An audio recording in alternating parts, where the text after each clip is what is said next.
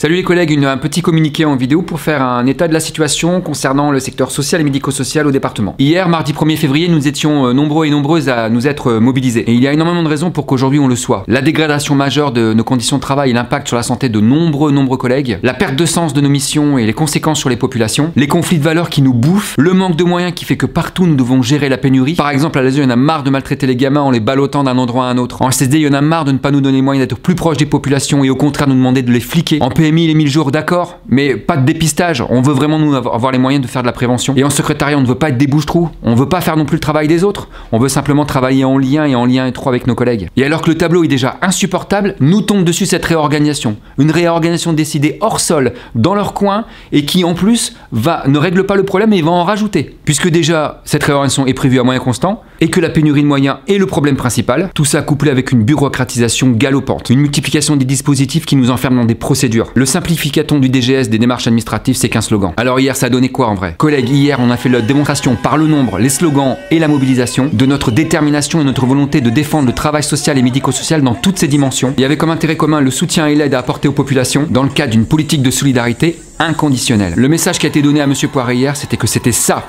la mission et la responsabilité du département. Alors comme souvent, pour chaque grève, le patron ne nous donne pas les chiffres. Il n'a d'ailleurs aucun intérêt à nous les donner. Donc nous, on est obligé de faire des projections, mais des projections raisonnables et fiables. Alors ce mercredi, à l'heure où on tourne la vidéo, on a des retours certains pour un quart des UTPS. Sur ces 12 UTPS, on a recensé 217 grévistes. Donc par projection, pour les 45 UTPS, on peut imaginer que nous étions plus de 800 grévistes. Soit 37% des effectifs théoriques.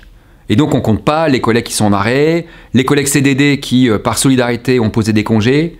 Bref, 37%, c'est assez inédit. Et dans la manifestation hier à Lille, nous étions près de 600. 600 collègues très remontés, très en colère contre l'exécutif et son DGS, et déterminés à ne pas les laisser faire. Ce matin, nous avons envoyé un courrier à M. Poiré et à son vice-président demandant une nouvelle fois explicitement à ce que le comité technique ne soit pas réuni. D'autant parce que le quorum ne sera pas atteint puisque 4 syndicats, dont nous, refusons d'aller siéger au comité technique dans ces conditions-là. Et parce que ça ne suffit pas, nous avons profité du CHSCT qui s'est réuni ce matin pour pouvoir interpeller de nouveau M. de Tavernier et lui demander une nouvelle fois de reporter ce comité technique. Vous aviez l'intention de réunir un comité technique le 4 février. Vous aviez mis à l'ordre du jour de cette réunion paritaire la réorganisation de la DGSOL.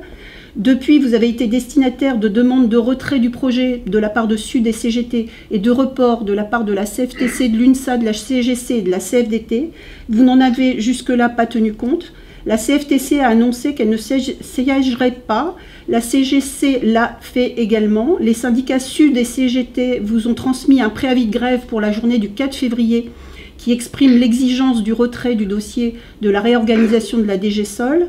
À ce jour, donc, compte tenu de votre entêtement, vous savez que 8 représentants titulaires du personnel ne siégeront pas au comité technique de ce 4 février. Vous savez que le quorum ne sera pas réuni. Si vous maintenez ce comité technique dans ces conditions, vous affichez au regard du personnel votre volonté de vous passer de leurs représentants et des organisations syndicales dans cette réorganisation d'ampleur. Nous vous demandons expressément de reporter le comité technique du 4 février 2022 à une date ultérieure, permettant de reprogrammer les débats autour de l'UTPS de demain comme s'y était engagé le DGS. Les représentants du personnel doivent être en capacité de représenter leurs collègues et d'émettre un avis éclairé sur le dossier. Nous vous demandons de prendre, Monsieur de Tavernier, une décision aujourd'hui concernant cette demande de report du CT de vendredi. Et vous savez quoi? Il ne nous a pas répondu. Et puisque c'est un CHSCT, on a également profité pour faire état de l'état de détresse de l'ensemble du personnel social et médico-social. Concernant votre politique de protection à l'égard des travailleurs sociaux et des travailleurs médico-sociaux, là nous avons des choses à dire, et nos collègues aussi d'ailleurs, et si vous étiez présent dans votre bureau hier, vous l'avez entendu sous vos fenêtres. De 2016 à 2018, vous avez refusé d'entendre toutes les alertes des collègues et des équipes, en particulier les équipes ASE. Et le CHSCT est complètement concerné par cette situation puisque c'était des alertes sur la sécurité et la santé des agents. Vous avez donc refusé d'entendre les conséquences de vos décisions de suppression de moyens sur l'exercice des missions. Vous vous êtes retrouvé avec une mobilisation sans précédent qui vous a contraint à faire quelques pas de côté et vous avez saupoudré un petit peu quelques moyens. Mais vous n'avez rien changé sur le fond.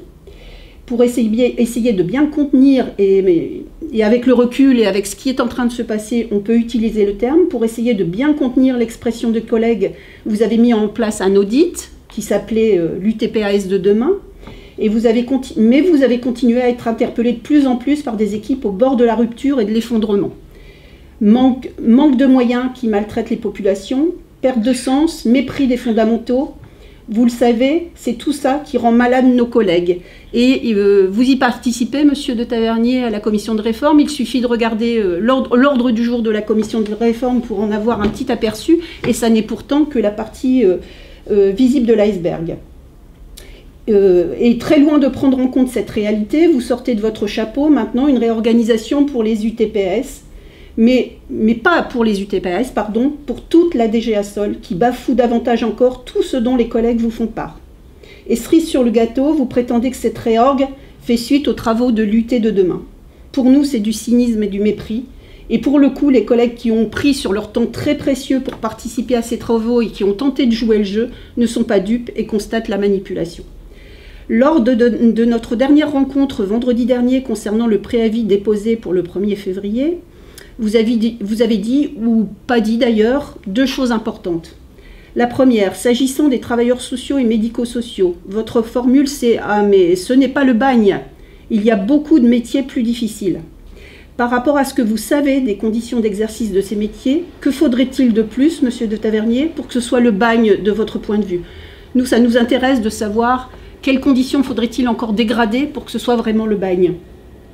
Et s'agissant du rapport d'enquête suite au suicide de notre collègue Arnaud Lancel, qui est pour le coup une description implacable de la réalité, vous nous avez dit, sur un ton très péremptoire, « Je ne ferai aucun commentaire, je préfère me taire ». Pour nous, c'est très éloquent.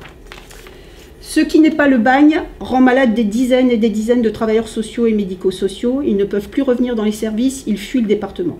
Ce qui n'est pas le bagne est la cause du suicide de notre collègue. Il va donc falloir que vous vous expliquiez sur la protection que vous ne garantissez pas aux travailleurs sociaux et médico-sociaux. Alors vous le savez, ce jeudi à 9 h, le DGS vous propose de manière un petit peu insistante à participer à une visio. Certains d'entre vous veulent boycotter, d'autres veulent aller écouter ce qu'il a à dire. Pour nous, à Sud, les deux positions se tiennent. Attention quand même un petit peu à l'enfumage parce que c'est son taf en fait. Nous, vous le savez, on avait déjà pris la décision tous ensemble de se revoir en assemblée générale en visio. Donc ce même jeudi à midi. Tout ça avant le comité technique de ce vendredi qui se tiendra ou pas, on le sait toujours pas. Ça tombe bien parce que juste après l'atelier de pédagogie du DGS, on pourra faire une petite séance de décrassage, un débrief quoi, et décider collectivement des suites qu'on donne. Connectez-vous donc sur Teams de midi à 14 h avec le lien situé en dessous de la vidéo.